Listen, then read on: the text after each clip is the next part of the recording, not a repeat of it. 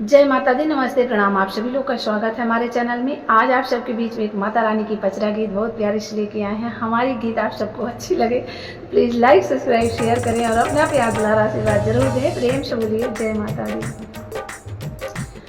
जियरानंद होई जाए हो जहाँ उतरे भवानी, जियरानंद होई जाए हो जहाँ उतरे भवानी, उतरे भवानी हो मोरी महारानी, जियरानंद होई जाए हो जहाँ उतरे भवानी। हमरे मैया के घर ना दुआरवा, हमरे मैया के घर ना दुआरवा, पल में मंदिर बनी जाए हो जहाँ उतरे भवानी, पल में मंदिर बनी जाए हो जहाँ उतरे भवानी, जियरानंद होई जाए हो जहाँ उतरे भवानी, उतरे भवानी हो मोरी महारानी, जियरा आनंद होई जाए हो जहाँ उतरे भवानी।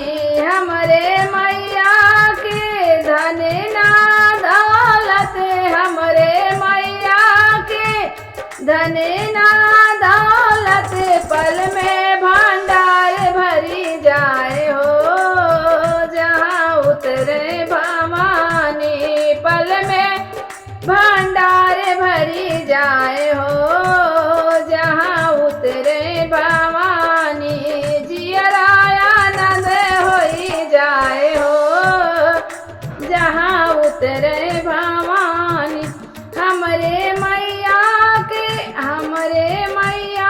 के चूरी ना कटरिया, हमरे मैया के चूरी ना कटरिया, असुरन के करे संघार हो जहाँ उतरे भवानी, असुरन के करे संघार हो जहाँ उतरे भवानी, उतरे भवानी हो मोरी महारानी, जियरानंद होई जाए हो